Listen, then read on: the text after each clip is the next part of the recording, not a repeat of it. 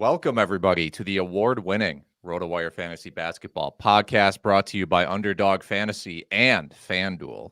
It's Friday, January 12th, 2024. Alex Barutha here with Shannon McEwen and Ken K-Train Kreitz. All aboard. Sorry to the user that said that Ken blew his ears out. You will need to get ear surgery. Was that even worse? You need to get... blow that whistle for every episode. That was worse. He needs two hearing aids now, as opposed to just the one. Let's start things off. Sorry about this, Ken, but my Milwaukee Bucks beat the Boston in clearly a match that had no schedule implications.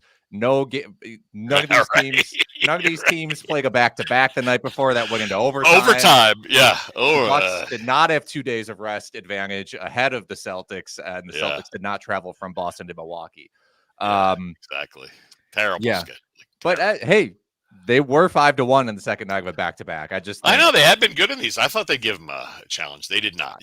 Honestly, when Drew Holiday missed the first three-pointer, I was like, oh, we're in trouble. Because I was all ready for Drew Holiday revenge game, and his first three, like our first shot of the game, fell short, and I was like, "This is going to be bad."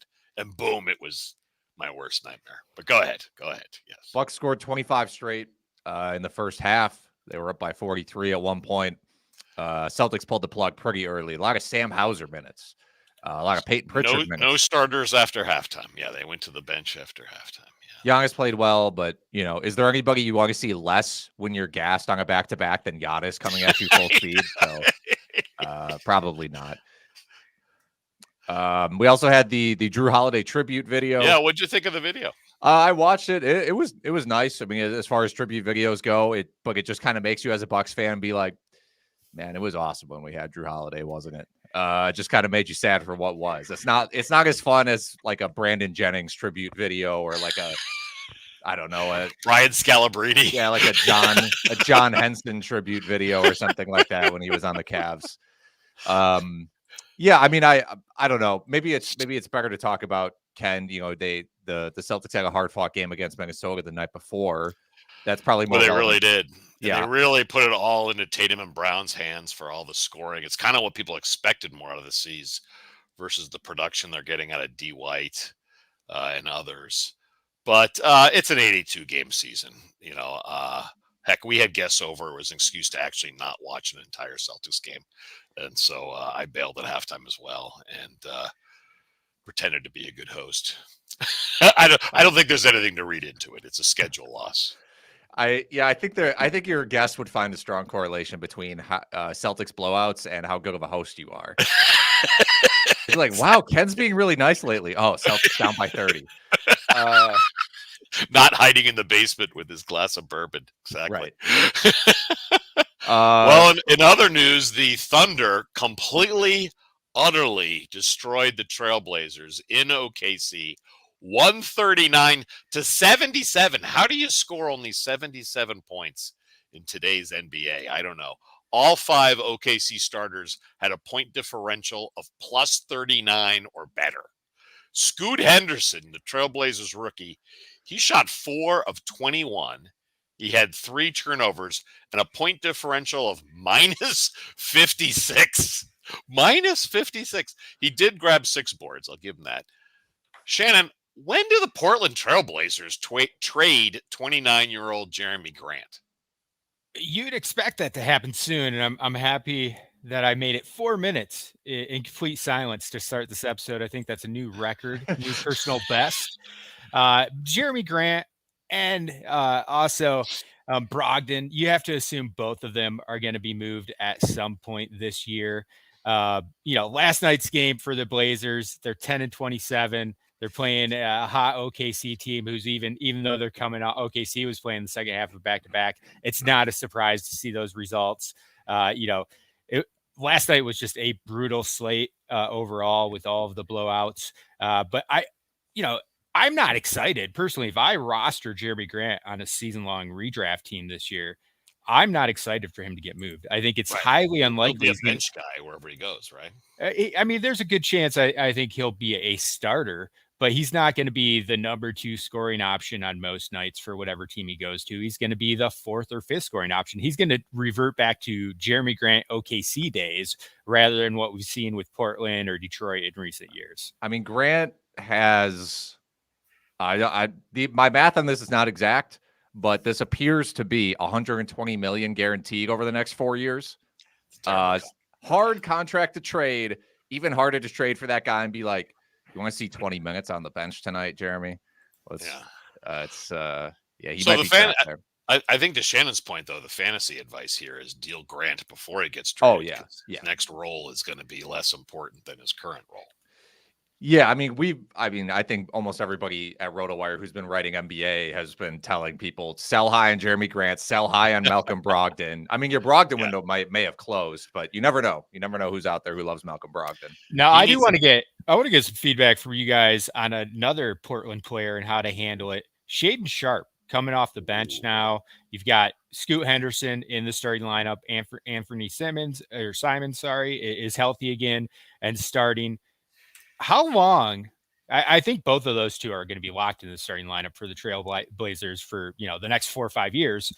Yeah. How long until they go with a small lineup and get Shaedon Sharpe in there? I really think they should be considering starting him at the 3. His fantasy value is taking a bit of a hit with him coming off the bench. Is there any chance this team goes small, or is he just going to be delegated to the 6-man role for the foreseeable future? I think there is a chance they go small, but I would mostly just be like, if I wanted to get Sharpe or I had Sharpe on my roster and I was thinking about, do I drop this guy? It depends how long your fantasy league goes into like March, because they could just be tanking again. Like, late March comes around, they just sit all their vets, and then Sharpe's playing 39 minutes a game and seeing increased usage. Because the thing is, even if they do go small, Sharpe is not that good as like when he's surrounded by a bunch of other starting caliber players.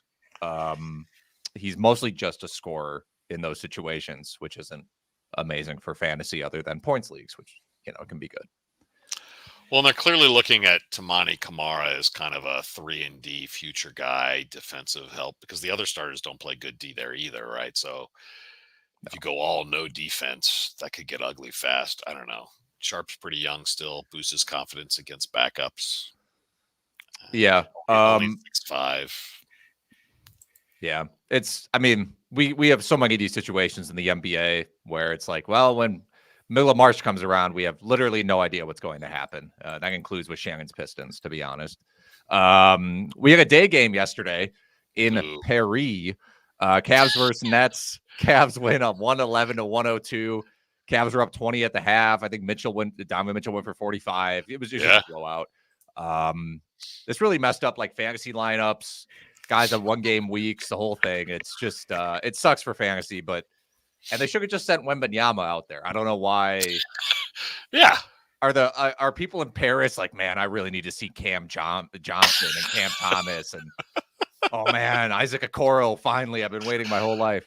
I assume they scheduled this before the NBA draft even occurred, before they, but Wemby was known, must have scheduled it before the lottery, right? Because you know how they do this thing now where, like when the Celtics were in Indiana, they scheduled it for them to play both their Indiana games on that trip to minimize travel. It seems weird that if you're going to commit to Paris, why not have two teams go and play 2 games there, right?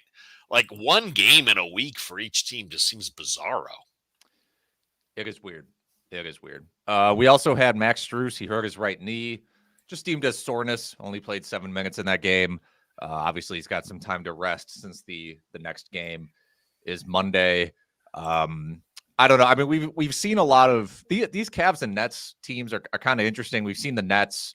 I'll talk about a guy in the Nets later, but we had Cam Thomas had a big game in this one. But their rotation is kind of all over the place. We also have the Cavs. It's like Strus is hot and then he's cold. It's these teams are harder to predict than they should be. We're getting another microphone complaint in the comments, by the way. We need you to be. I mean, look, I don't think this is the new microphone. This is the new improved microphone. Your microphone does not represent the level of influencer that you are, Ken. I think we need Turn to. this thing down. Yeah. Hey, sports betting legal in Vermont. You should place a bet, make some money, and then spend it on a new microphone. Reinvest into the production of the podcast. Okay, before we get to some other fan feedback, I do want to talk about Underdog Fantasy. Underdog Fantasy, it is the #1 platform for NBA best ball and DFS player pick'em contests. If you haven't tried Underdog yet, new Underdog users receive a first-time deposit bonus up to $100 and a free 6-month subscription to RotoWire with promo code RWNBA. That's promo code RWNBA. Visit UnderdogFantasy.com or download the app today. Use promo code RWNBA to claim your free RotoWire subscription and deposit bonus. That's RWNBA. All right. That sounded good. I'm trying. Time for our fan feedback.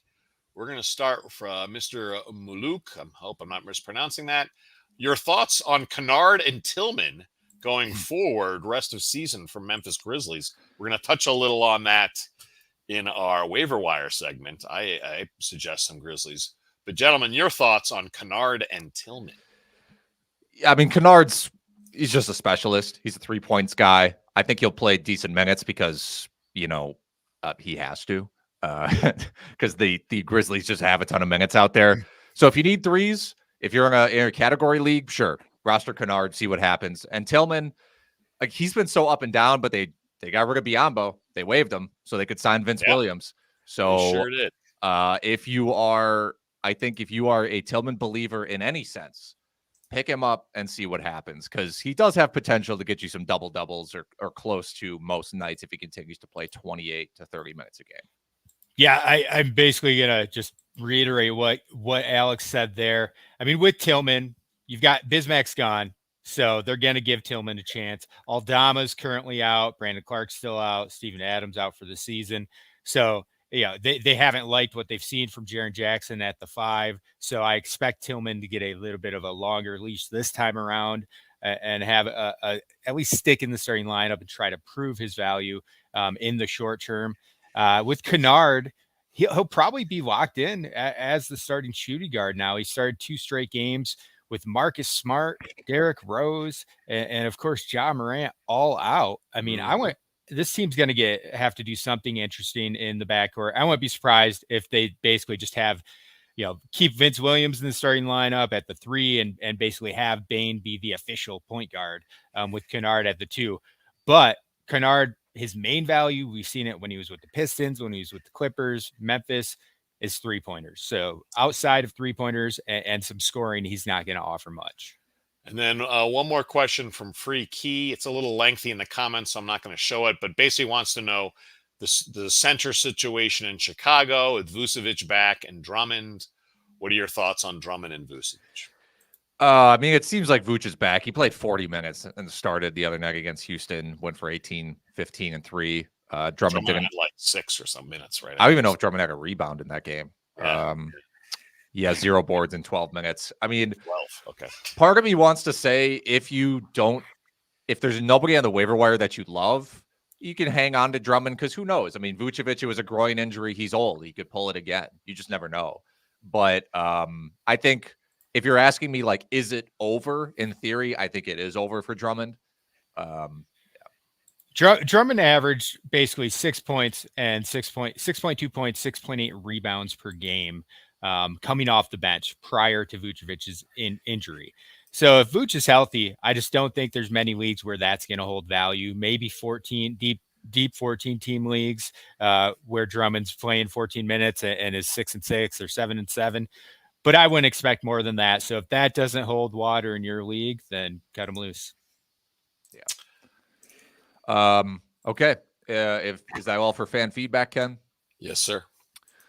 Let's go to the waiver wire.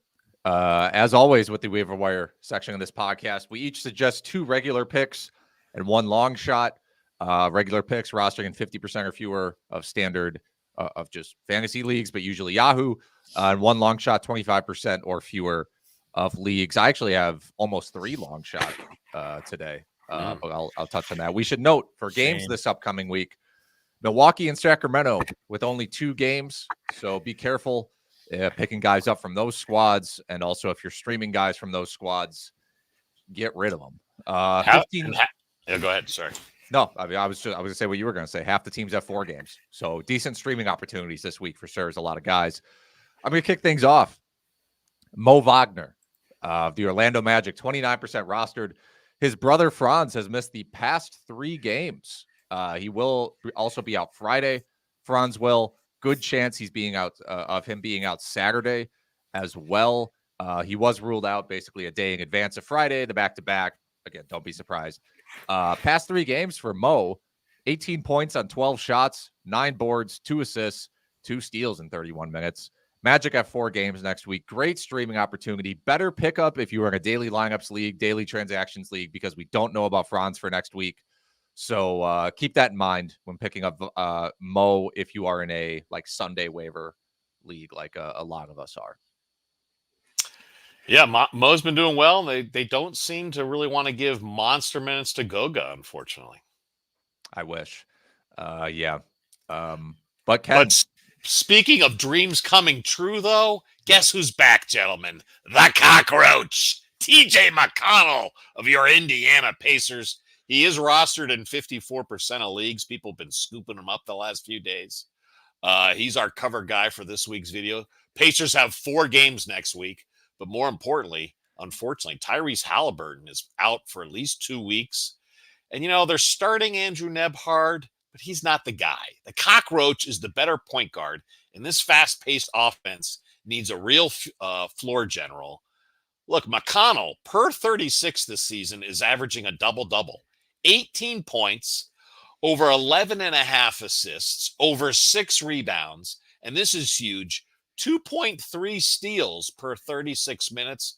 McConnell's always been a great steal guy. At 31 years of age, he still has lots of gas in the tank. Would I want to start him all year? No, but I think he's going to be awesome these 2 weeks. Pacers have 4 games. He's a dream streamer this week. McConnell.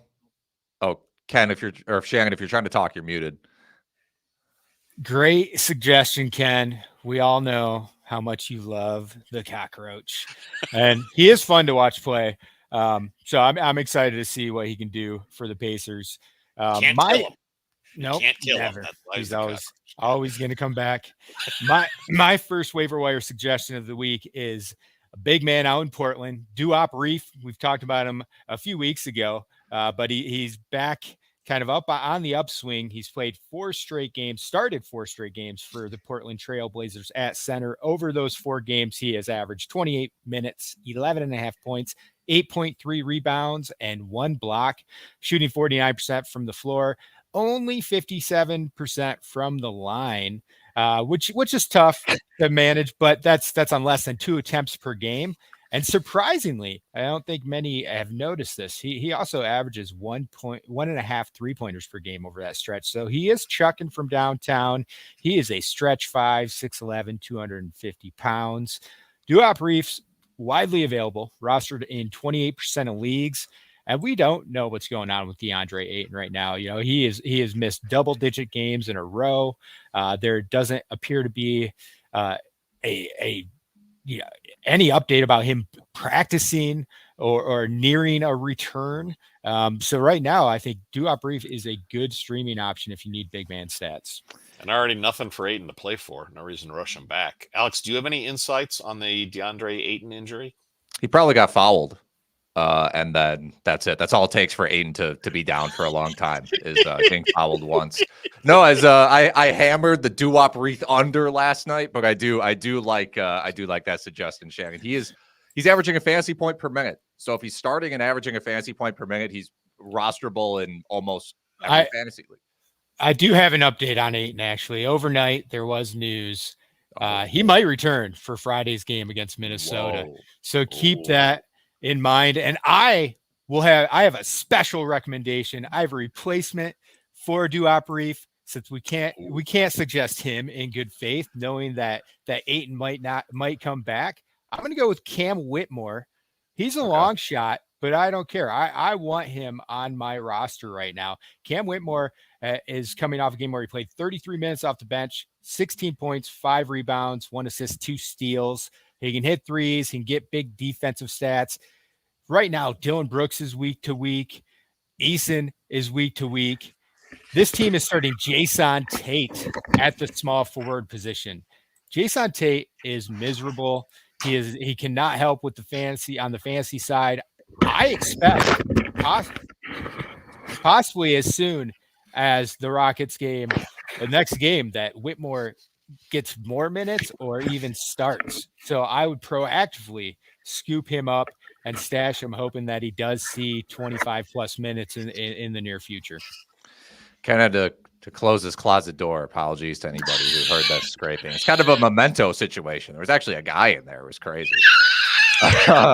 No, Whitmore is a great fantasy pickup right now. I mean, Shannon, you mentioned it. Eason and Brooks are out, so Whitmore's getting more minutes, but 26% usage rate for Whitmore, 1.1 fantasy points per minute.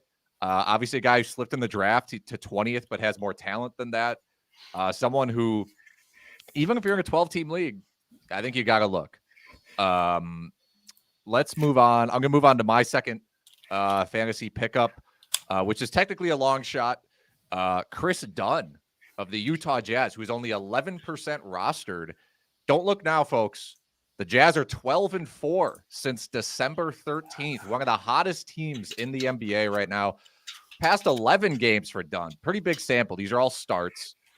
5 points on 5 shots. Yes, this is horrible. He is destroying your field goal percentage. But 6.5 assists, 3.9 rebounds, 1.5 steals, 1.0 blocks in those starts, and only 1.1 turnovers if you play in 9-cat leagues.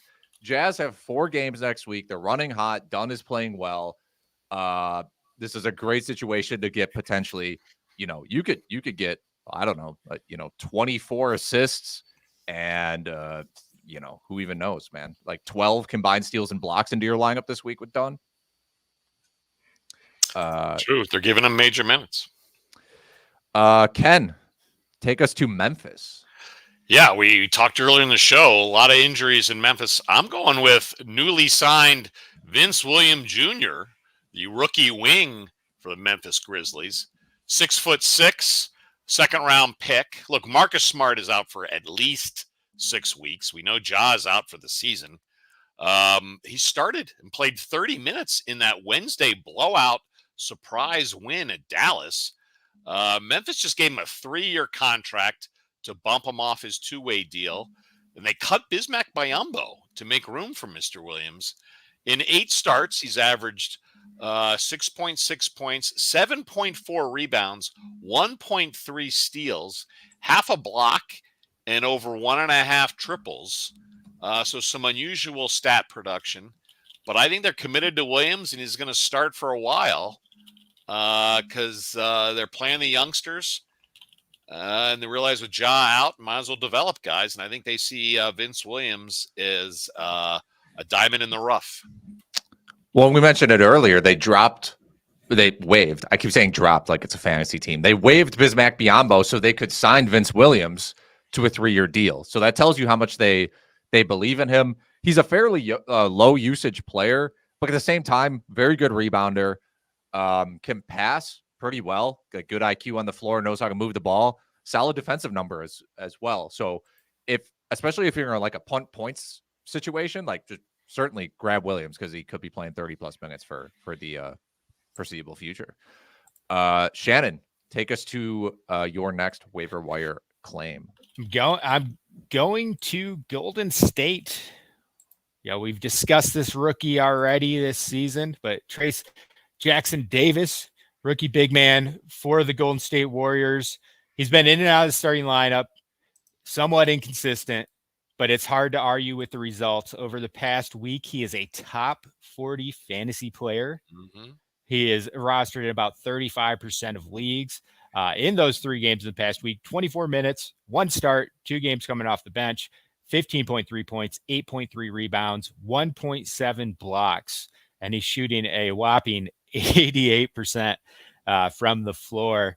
It's going to get murky. we don't know from game to game whether he's going to be in the starting lineup. Some games he'll start and then not start the second half, or not start the first half, start the second half. Draymond Green is returning soon. That's going to that's going to make things even murkier. But I love the talent here. I love the production, and I think he's going to stick in the Warriors front court rotation moving forward, get those 20 to 25 minutes. And even with that, like I said, over the past week, he's still a top 40 fantasy player while playing 24 minutes per game. I do think we're going to see Kevin Looney kind of be phased out of the rotation once Draymond returns, but we'll see. I'm holding or stashing TJD if he's available in a 12 or 14 team league. Your Looney take is interesting. I have TJD in a lot of leagues, worried about Green's return, but you think they're going to phase out Looney? Who else? It's got to be Looney. Yeah, I mean, they could do Wiggins, but that would mess up their floor spacing so badly it might be an issue. But yeah, I mean, it's tough to say because Kerr is so I think he might be in love with Kevon Looney, to be honest. He just won't stop playing him. But the thing is, TJD gives them the athleticism that they're lacking at center. Great for lobs. Can block shots at the rim a lot better. So it's an interesting situation to monitor. And like Shannon said, TJD has been so good, and the Warriors have been so middling that why not give the young kid a shot, right? Okay, my next pick, which is also technically a long shot pick, Dennis Smith Jr. of the Brooklyn Nets, 19% rostered. Nets with 4 games, so certainly a streaming option, even in shallower 12-team leagues. Past 10 games for Dennis Smith Jr., 7.9 points, 5.2 assists, 3.7 rebounds, 1.1 steals in 22 minutes. Kind of stealing some minutes from Spencer Dinwiddie here and there. The minutes can fluctuate, but he is a solid source of assists and steals. Again, other than I just mentioned Dunn, but how many guys are really on the waiver wire that you can grab and they might give you, they should give you about 20 assists and 4 steals. Just not a lot of those guys out there. And Smith has been one of those guys. We saw it last year with Charlotte. He played well when he started, when LaMelo was out. So I think he can continue to make an impact in the rotation. Ken, who is your next pickup? For my long shot, I'm going with Xavier Tillman Sr. of the Memphis Grizzlies. Also mentioned earlier in the show. I know he looks 50 years old, but he's only 25 out of Michigan State. And as we said, Memphis cut Bismack Biyombo when they signed two-way guy Vince Williams. So that means Tillman is really the only true center on this roster, because remember, Steven Adams is out for the year. One caveat, he is a terrible free throw shooter, but he only takes 1 attempt per game, so it really shouldn't affect you. Per 36, Tillman over 10 points, almost 9 rebounds, and 1.7 blocks per game. Memphis is with only 3 games next week. Not ideal, but I feel like I'm in a lot of leagues where I'm perpetually hunting for a backup third center, if you will, and I think Tillman's going to fill that role nicely for the rest of the year. Again, he is the only true center on this Memphis roster. Yeah, we talked about him a bit earlier. Has been weirdly unreliable, but he was hurt, and then they brought in Biyombo, but now Biyombo's gone. So I think we can start to trust Tillman a little bit again, who has proven throughout his career, if you give him the 30 minutes, he can get you, 12 and 8 every single night with a block, maybe a block and a half thrown in. Okay, Shannon, do you have one more for us? Yes, my long shot of the week, Sam Merrill for the Cleveland Cavaliers. He's already had some games. DFS players are definitely familiar with him. He's had some big games coming off the bench and spot starts. Max Strus left Thursday's game early after playing just 7 minutes. And as a result, Sam Merrill saw a lot of extra playing time. He ended up with 32 minutes, just 6 points, 9 rebounds, 1 assist, 1 steal. He was only 2 for 12 from the floor, 2 for 11 from downtown. But that kind of shows you what volume we're talking about. Sam Merrill, previous 3 games had 9, 9, and 9 3-point attempts as well. He is firing from downtown. So he's a guy kind of like Luke Kennard. If you need 3-pointers, we're not sure the extent of Max Strus's injury yet. So keep an eye on that. But I would say, if you want to just kind of pick up a 3-point streamer right now. Merrill should see or could see extra minutes in the short term. Darius Garland, of course, is also still out for the Cavs. So I like Merrill as a short-term plug-in for any 3-point help. Yep, pretty much. He was drafted by the Bucks, former Buck. I've seen him play a decent amount. They just let him go because ironically, because he wasn't doing anything but drilling threes for Milwaukee. So if that's what you need on your fantasy team and he's getting minutes, pick him up. Okay, that concludes our waiver wire section. A lot of long shots this week. Well, long shots. Maybe it's time for me to talk about our friends from FanDuel. Tackle millions in prizes all playoffs long in FanDuel fantasy contests. If you're new to fantasy, there's no better time to get in the action because right now, new customers get a 100% deposit matchup. 100% deposit match up to $100. Playing fantasy for huge cash prizes on FanDuel is fun and exciting. Just draft your lineup and watch your team move up the leaderboard.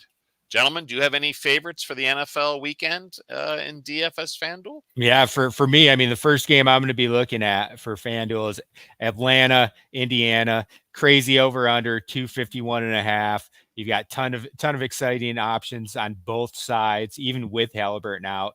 DeJounte Murray, Trae Young, Jalen Johnson has just been crushing it for Atlanta. I expect him to have another big game tonight.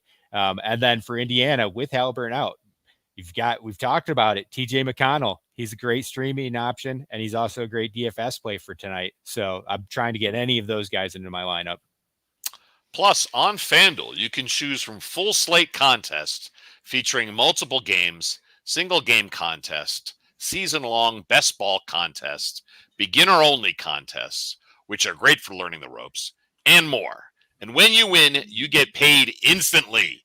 So kick off the football playoffs with a 100% deposit matchup to $100. Go for FanDuel.com to start playing for huge cash prizes today.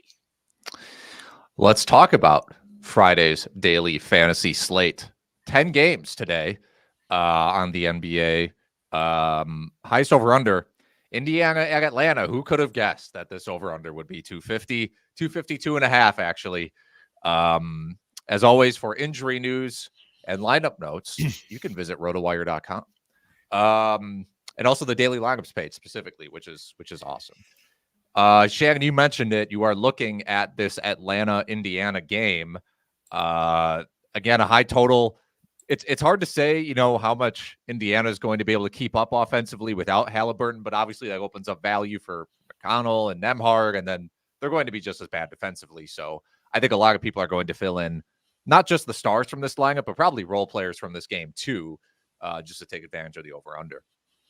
Yeah, absolutely. And right now, I mean, on FanDuel, I think some of the role players are better priced on FanDuel, where on DraftKings, you got some of the star options like Jalen Johnson. He's 7,200 on DraftKings, 79 on FanDuel. I like him at either price for either platform, but obviously like him quite a bit more at the 7,200 that he is on DraftKings. DeJounte Murray's another guy. He's 7,200 on DraftKings. That's hard for me to avoid. Meanwhile, is 8,200 on FanDuel. That's a little bit tougher. I think he's. I want to watch and see, is Trae Young going to play? He is listed as probable with the shoulder injury. Obviously, Murray gets a significant boost if Young's out. We also have your Pistons on the slate, Shannon. They're going up against the Rockets. Pistons are 7.5-point dogs at home. Looks like Isaiah Stewart's back. Bogdan Bogdanovic also listed on the injury report as probable. They got smoked by the Spurs the other night. A game that I absolutely love the Spurs, and I couldn't believe the spread was only 3.5. Can you give us any insights about what is going on with the Pistons without Cade Cunningham? I mean, it's nothing too exciting to watch. Jaden Ivey's getting more of an opportunity to lead the offense. Killian Hayes is back in the starting lineup, but it's a miserable, even more miserable experience than normal. But good news, Pistons fans. Isaiah Stewart, beef stew, is expected to return for Friday night's slate. That actually causes quite the disruption in your DFS planning, because I've watched 90% of the Pistons games this year, and I have no clue what Monty's going to do with the starting lineup. The assumption is he takes Livers out and plugs Isaiah Stewart back in. But we'll see. He could go completely, take a total curveball and do some new starting lineup combination that he hasn't used yet this year. I am not big on plugging in Isaiah Stewart. He's 5,100 on FanDuel. I don't think he's much of a DFS option. Really, out on the Pistons side of that contest, I don't like much outside of Killian Hayes. He's at 6,000.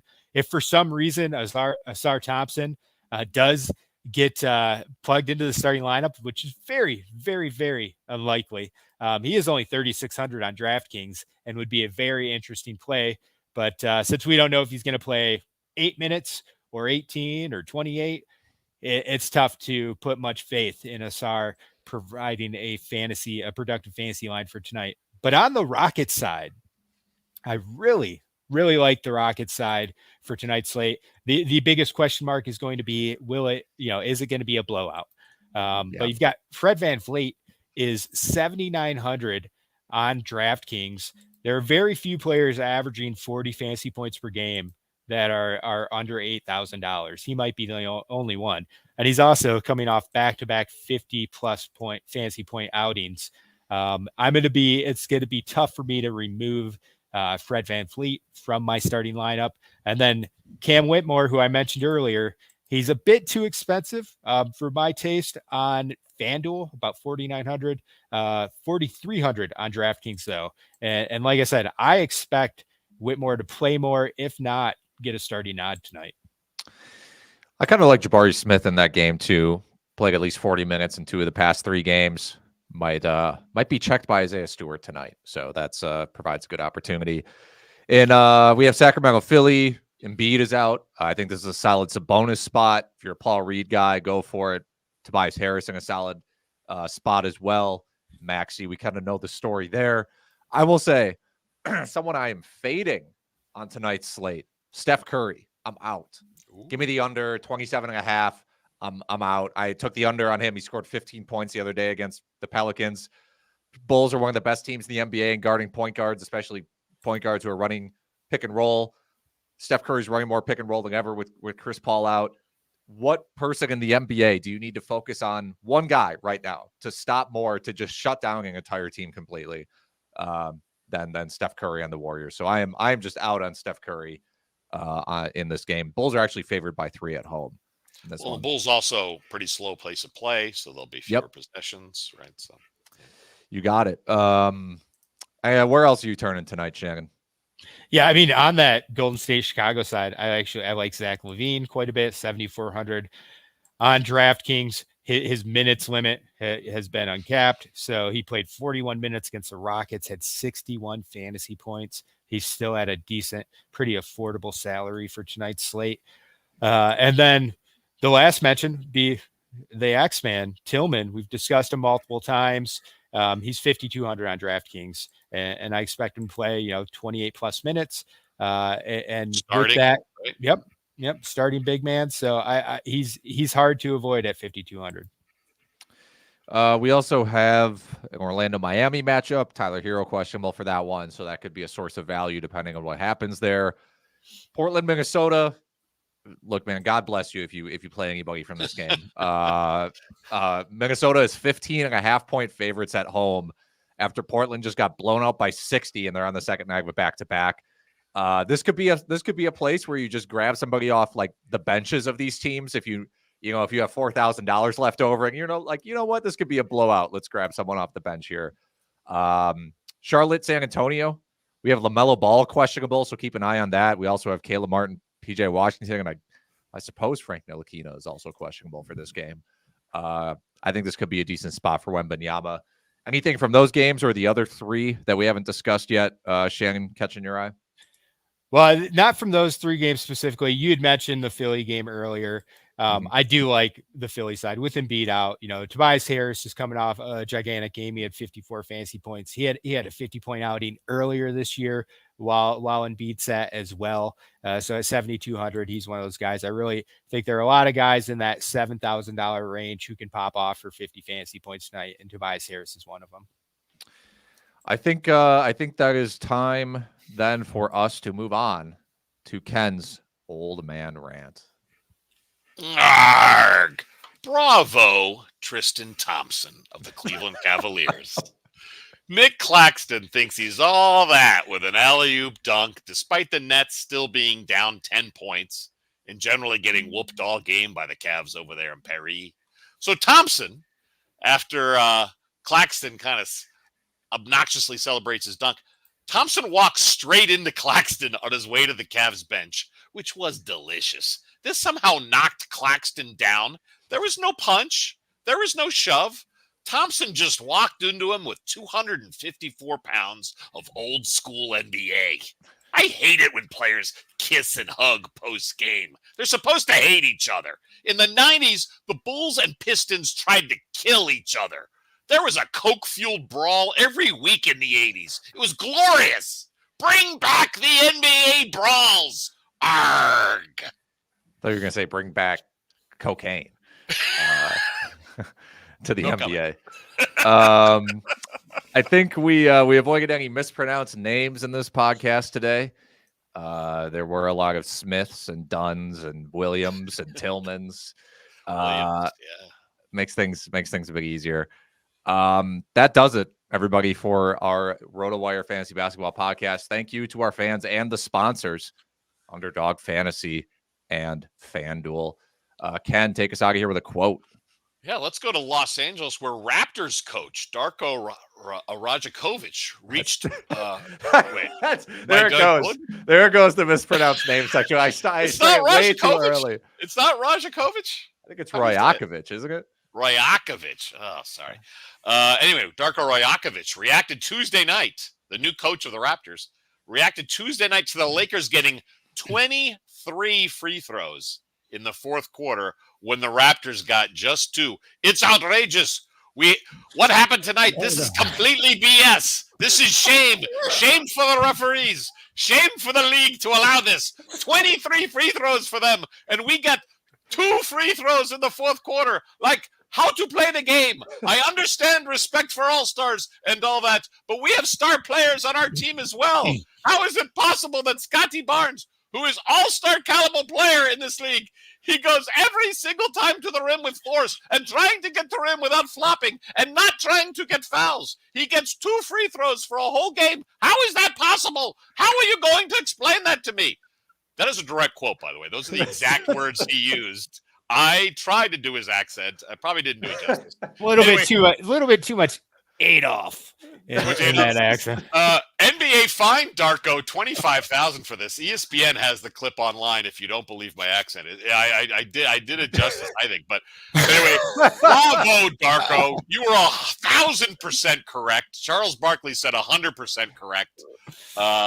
Love the quote, and I agree with him 1,000%. Love it, Darko. Attention, passengers. This 3-car fantasy train wreck has hit the end of the line. All right, new